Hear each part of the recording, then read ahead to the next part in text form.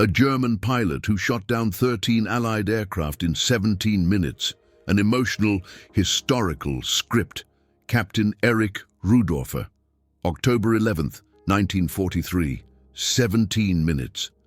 That's all it took for Captain Erich Rudorffer to bring 13 enemy aircraft crashing from the sky. Not hours, not an entire day, 17 minutes. Think about it. If you're driving to work tomorrow listening to a podcast episode, that'll take longer. If you're heating up your lunch, that'll take longer. If you're scrolling through social media, that'll definitely take longer.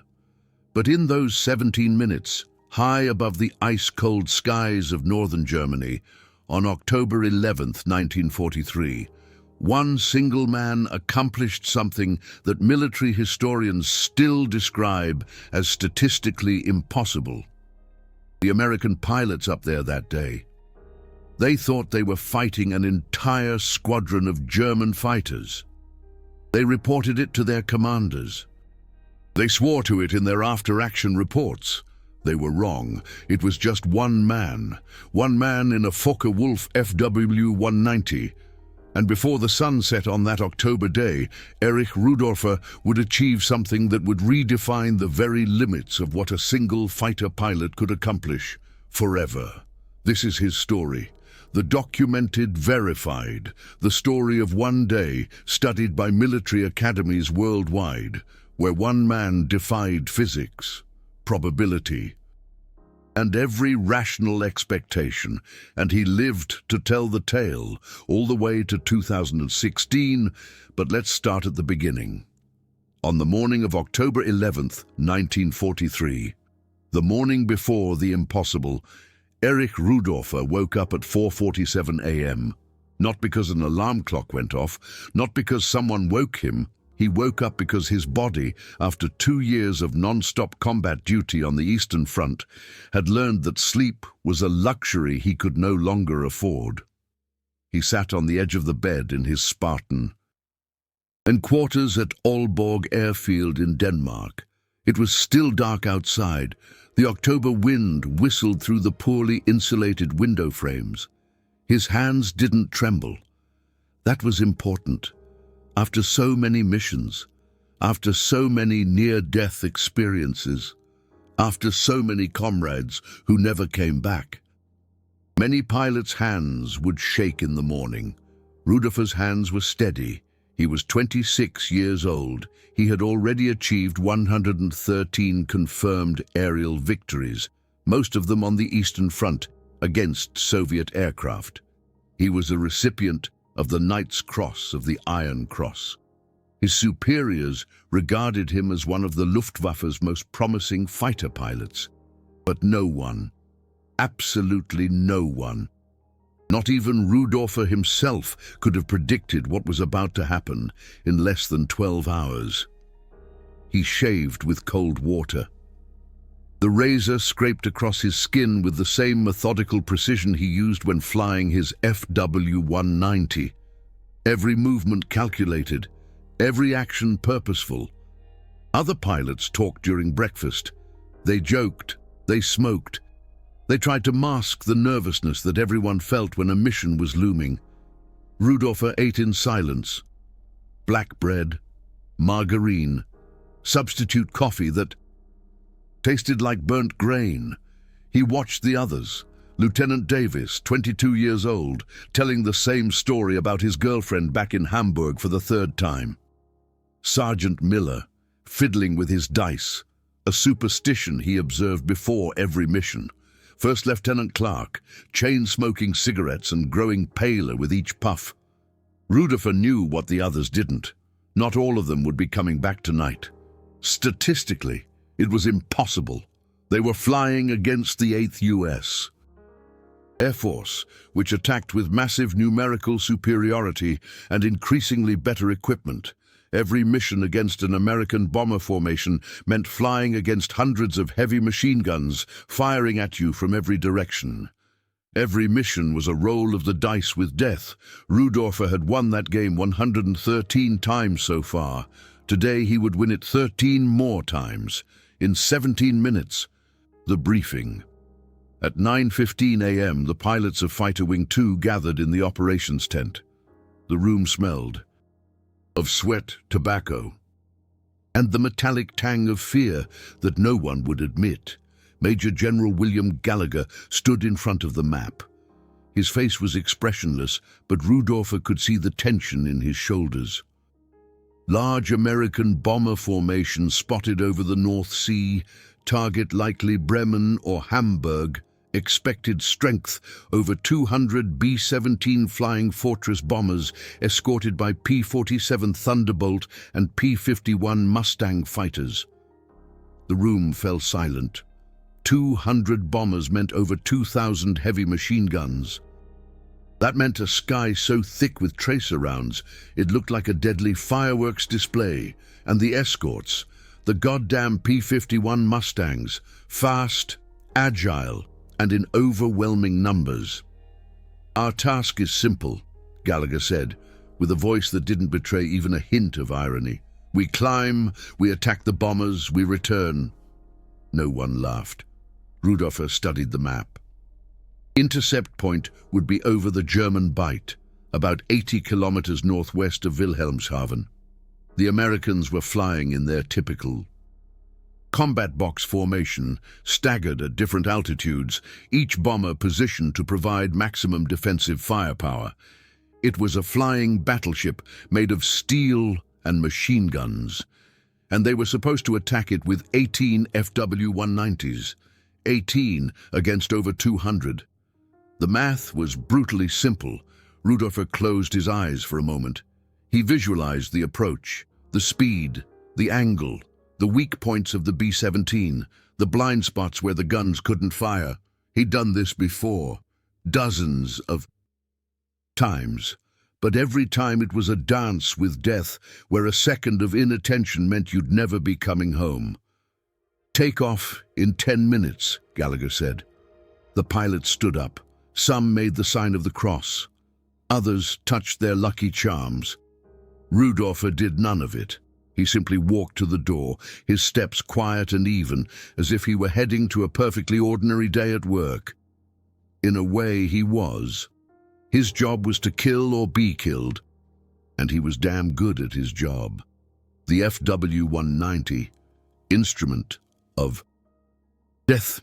Captain Rudorffer's aircraft awaited him on the apron, a Focke-Wulf FW-190A6. Werk number 550214, marked Black 1. It wasn't beautiful. German fighter planes lacked the elegant lines of the British Spitfire, or the sleek silhouette of the American Mustang. The FW-190 looked like what it was, a brutal and uncompromising killing machine. Short wings, wide fuselage, the massive BMW 801 radial engine stuck out of the nose like a clenched fist. But it was fast. It was stable, and in the hands of a master, it was lethal. Rudorffer walked around the aircraft, the same routine every morning. He checked every surface, every rivet, every weld. His ground crew did an excellent job. He knew that. But it was his life that depended on this aircraft, so he checked it himself. The 4 20mm MG-151 cannons were loaded, 250 rounds each. The 2 13mm MG-131 machine guns above the engine had 475 rounds each. Enough firepower to tear a B-17 Flying Fortress bomber apart, if you got close enough, if you had the angle right, if the bomber's gunners didn't get you first. If war consisted of a million ifs, and only the pilots who answered them all correctly survived. Rudorffer climbed into the cockpit. The familiar smell of aviation fuel, oil, and leather enveloped him. This was his office, his home, the only place where everything made sense. He strapped himself in, 5 straps holding him tightly in the seat. Not comfortable, but comfort was irrelevant. What mattered was security. When he pulled 7 Gs through a sharp turn to evade an enemy fighter, His hands moved automatically over the instruments: fuel pressure, oil temperature, propeller pitch, radiator flap. Every detail was important. Every detail could mean the difference between life and death. The BMW 801 engine coughed, spat black smoke, and then roared to life with a deep, guttural growl. The whole aircraft vibrated, the power of 1,700 horsepower, just waiting to be unleashed. Rudorffer closed his eyes for a moment. He wasn't thinking about heroism. He wasn't thinking about fatherland or honor or any of the other abstract concepts printed on propaganda posters. He thought about what was real: physics, speed, angle, timing. Killing wasn't an art, it was math. And he was one hell of a mathematician. The takeoff signal came. One after another, the 18 FW-190s taxied to the runway. The noise was deafening. 18 BMW engines producing over 30,000 horsepower combined. Rudorffer waited until it was his turn. Then he pushed the throttle forward. The acceleration pressed him into the seat. The tail wanted to break out. The enormous power of the engine tried to swing the aircraft around. Rudorffer corrected with rudder and aileron, instinctively, without thinking. 75 miles per hour, 87 miles per hour, 99 miles per hour. The tail lifted. Now he was looking straight ahead over the nose. 112 miles per hour, 124 miles per hour. A slight pull on the control stick, and the FW-190 left the ground and climbed into the pale October sky. Below him, Denmark became smaller. The Baltic Sea glittered in the sunlight, like broken glass. It was a beautiful day to die. The approach calm before the storm. The squadron formed up at 13,000 feet. Rudorffer flew the flight, with Lieutenant Davis at his side. Davis was young, inexperienced, but he held the formation well. That was important. In the air, a mistake in formation meant not only your own death, but the death of your wingman. The radios crackled. Enemy formation sighted, heading 120. Altitude 20,000 feet. Strength confirmed. Over 200 bombers, heavy escort. Rudorffer's pulse didn't quicken. His breathing remained even, but his brain switched to a different mode. Combat mode. Everything else disappeared. The fear, the doubts, the thoughts of yesterday or tomorrow. There was only now. He activated the weapon switches. The 4 cannons were armed. The machine guns were ready. The squadron continued to climb. 16,000 feet, 20,000 feet. The air became thinner, colder. Through the thin plexiglass canopy, Rudorffer could see his own breath, and then he saw them, on the horizon, like a dark cloud, slowly approaching. The American bomber formation. Even from this distance, it was impressive, terrifying. Hundreds of 4-engine B-17s, flying in perfect box formation, each squadron staggered relative to the others to ensure maximum fire overlap. They called them flying fortresses for a reason. Each B-17 carried 13 heavy, 50 caliber machine guns. With over 200 bombers, that was over 2,600 machine guns. The sky would turn into an aerial inferno, and above them, like silver birds of prey, circled the P-51 Mustang fighters. Fast, deadly, looking for exactly pilots like Rudorffer. The squadron leader came over the radio. Attack the rear squadron. Head-on attack from above. Target the engines. Break down and away after the first pass. Understood. Various voices confirmed. Understood. Understood. Understood. Rudorffer said nothing. He had heard it all 100 times before. He knew what would happen next. They would come out of the sun, build up speed in a steep dive, accelerate to over 435 miles per hour, and then have a target in their sights for exactly 2 to 3 seconds. 2 to 3 seconds to aim, 2 to 3 seconds to fire, 2 to 3 seconds. in which 2,600 enemy machine guns tried to kill you. If you stayed longer, you were dead. If your shots didn't hit, it would all have been for nothing. 2 to 3 seconds, in which everything was decided. The formation turned into attack position. Rudorffer checked his rearview mirror. No enemy fighters, not yet. He took a deep breath. And then the squadron leader gave the order that made every fighter pilot either a hero or a tombstone in a forgotten cemetery. Attack. The first 17 minutes of eternity. What happened next lasted exactly 17 minutes. But for Erich Rudorffer, time stretched like rubber. Every second stretched into an eternity. Every movement razor sharp, every detail crystal clear. That's what happens in combat when you're completely in the moment, when your life depends on every breath, every decision, every microsecond. Captain Rudorffer yanked the Focke-Wulf FW-190 into a steep dive. The speed built up, 310 miles per hour, 370, 400. The aircraft began to vibrate.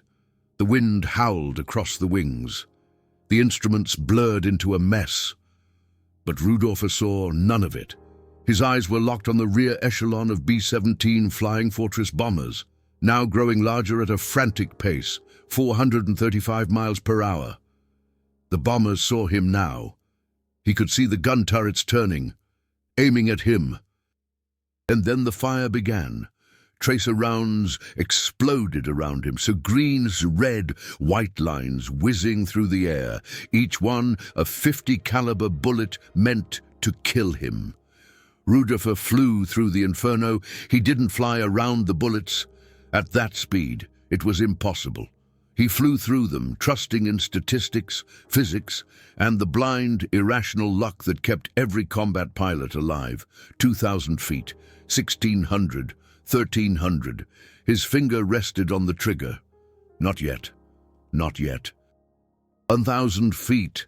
The B-17 filled his entire gun sight. He could see the rivets on its skin, the faces of the gunners, the desperate fear in their eyes. 650 feet. Now! Rudorffer squeezed the trigger.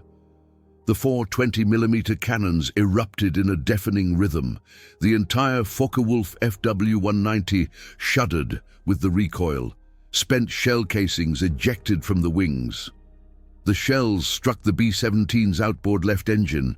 An explosion, black smoke, flames. But Rudorffer didn't see it. He was already past, racing beneath the bomber at a speed where a collision would have turned both aircraft into 1,000,000 pieces. He pulled back on the stick. 7 Gs slammed him into his seat. His vision narrowed to a tunnel. Grey-black crept in from the edges of his sight, but he remained conscious. He had practiced this 1,000 times. The Focke-Wulf FW-190 shot back upwards, like a raptor regaining altitude after its first strike. Rudorffer turned his head. Behind him, the B-17 he had hit was spiraling down, its left wing ablaze. Parachutes blossomed like white flowers as the crew bailed out. First kill, confirmed. But Rudorffer had no time to celebrate, because in that moment, all hell broke loose. The American P-51 Mustang fighters had spotted the German attack. They plunged down from above, their speed surpassing anything the Focke-Wulf FW-190 could do. Over the radio, Rudorffer heard the panicked cries.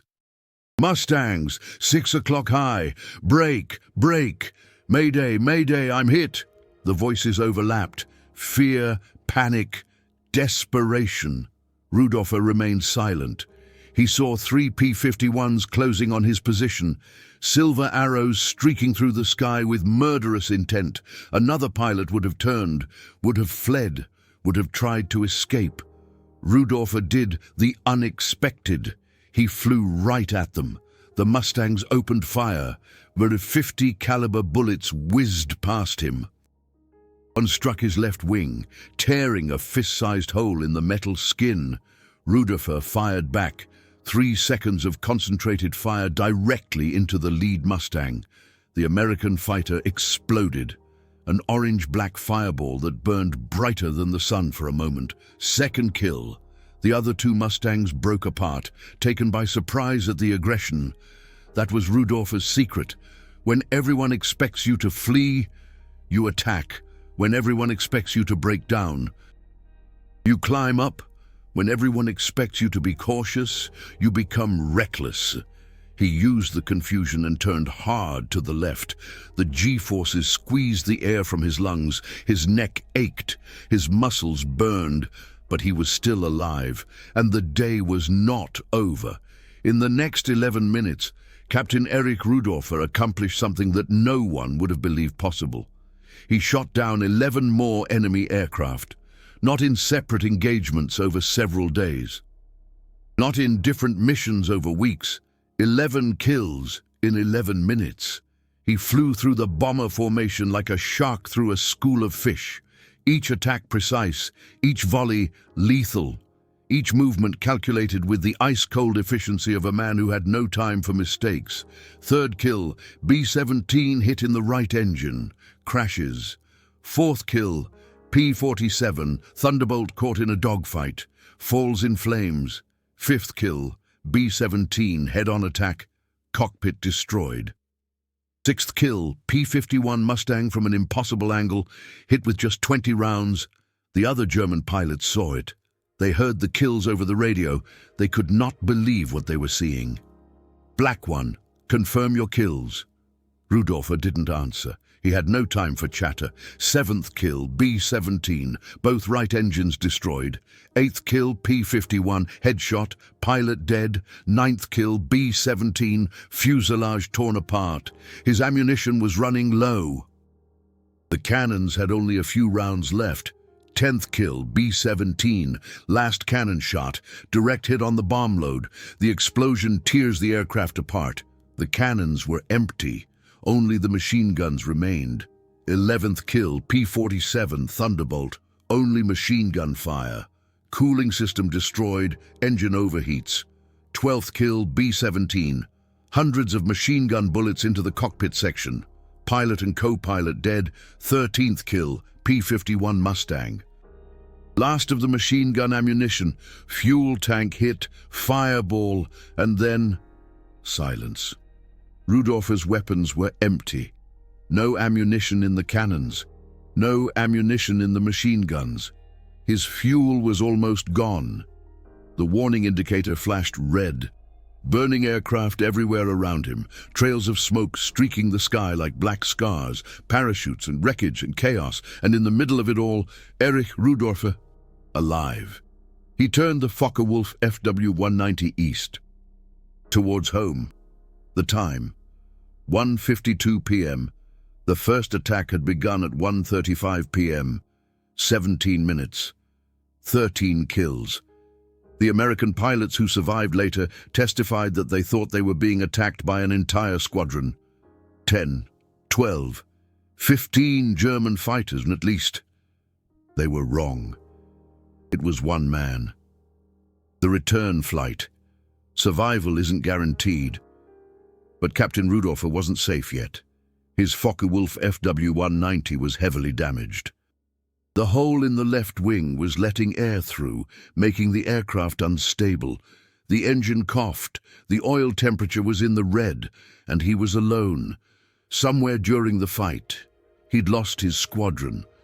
Lieutenant Davis, his wingman, was gone.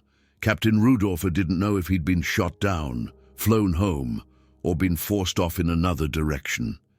He was alone over the North Sea, with an almost empty fuel tank, with a damaged aircraft, and probably with P-51 Mustang fighters searching for surviving German pilots to finish them off. But Captain Rudorffer had something more important than a fully loaded machine gun. Experience. He flew low over the water, only 50 meters above the waves. Too low to be picked up by radar, too low to be easily seen by high-flying fighters. The engine coughed again. Black smoke billowed from the exhaust pipes. "Come on," Captain Rudorffer whispered. "Another 100 kilometers. You can do it." He spoke to the aircraft as if it were a living thing. In a way, it was. The Focke-Wulf FW-190 was his partner, his comrade, the only thing between him and an icy death in the North Sea. The Danish coast came into sight. 50 kilometers, 40, 30. The engine began to sputter. The RPMs dropped. 20 kilometers. Captain Rudorffer saw Aalborg airfield on the horizon. 10 kilometers. The engine died. The propeller stopped turning. The sudden silence was deafening. 5 kilometers. The Focke-Wulf FW-190 was now gliding, without an engine. Only speed and physics were keeping it in the air. Captain Rudorffer calculated the glide angle, the distance, the altitude. It was going to be close, very close. He saw the runway. It was getting closer, but too slowly. He wasn't going to make it. So Captain Rudorffer did the only logical thing. He landed in a field 300 meters short of the runway. The Focke-Wulf FW-190 hit the ground with a violent impact. The landing gear collapsed. The plane skidded across the earth, plowing a furrow like a bizarre metal plow. Dirt, smoke, the screech of tearing metal, and then silence. Captain Rudorffer sat in the cockpit. His hands were shaking now.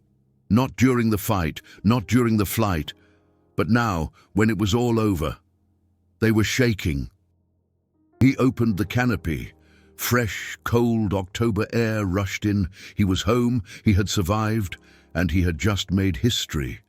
The statistics of the impossible. The debriefing officers didn't believe him at first. 13 kills in a single mission? In 17 minutes? Impossible, the first officer said. Statistically improbable, said the second, but then came the reports from the other pilots. Then came the radio recordings. Then came the confirmations from ground stations who had counted the crashing Allied aircraft.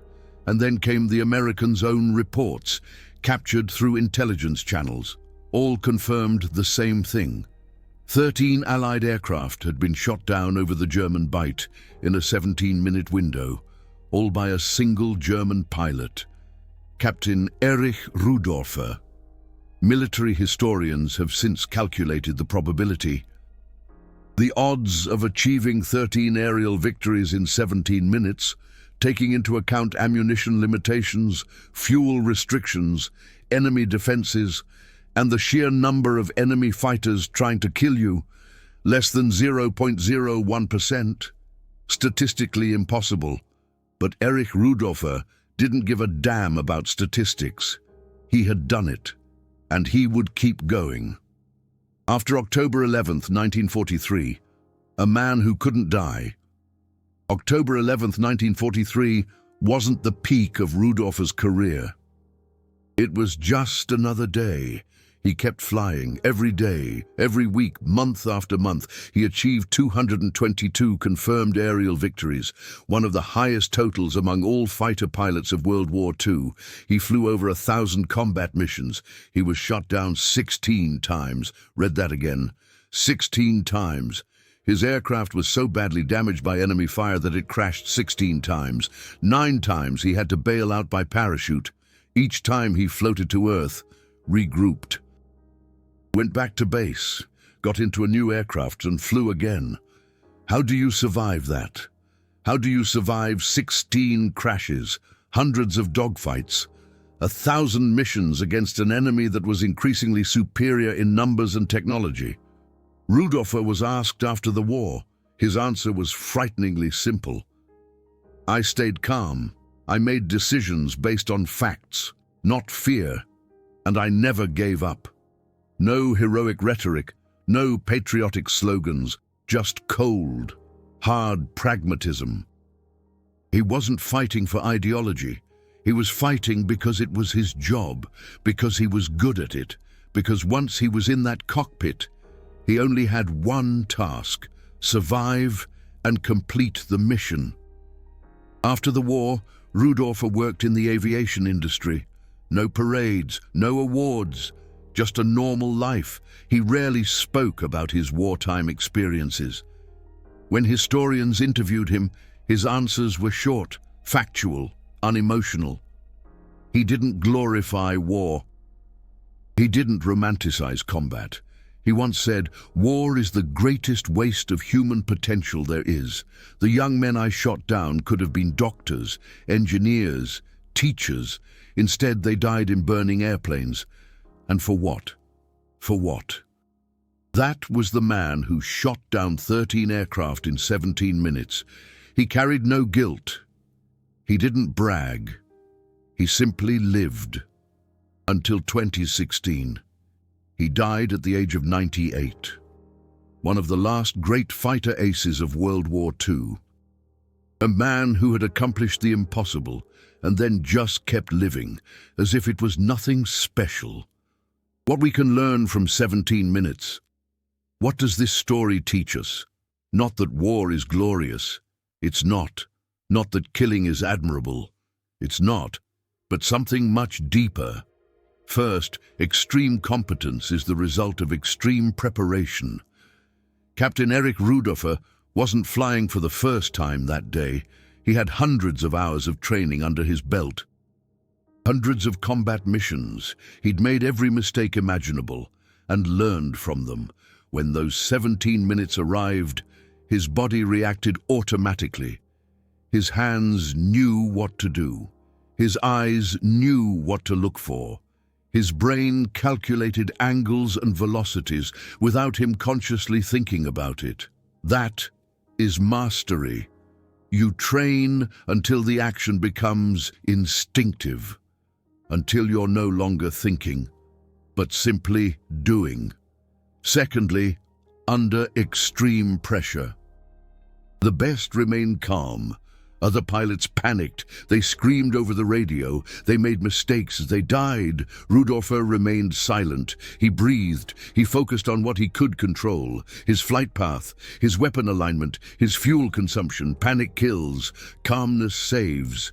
Thirdly, the impossible is only impossible until someone does it. Before October 11th, 1943, every military expert would have said that 13 kills in 17 minutes was impossible. And then, Rudorffer did it. How many things in your life do you consider impossible simply because you haven't seen anyone else do it? How many limits exist in your mind solely because you believe in them? Rudorffer didn't believe in limits. He believed in physics, in training, in execution. And he proved that the human capacity to perform under the most extreme circumstances is vastly greater than we imagine. Fourthly, your hardest day doesn't define you forever. October 11th, 1943 was the most remarkable day in Rudorffer's life, but he didn't let it define him.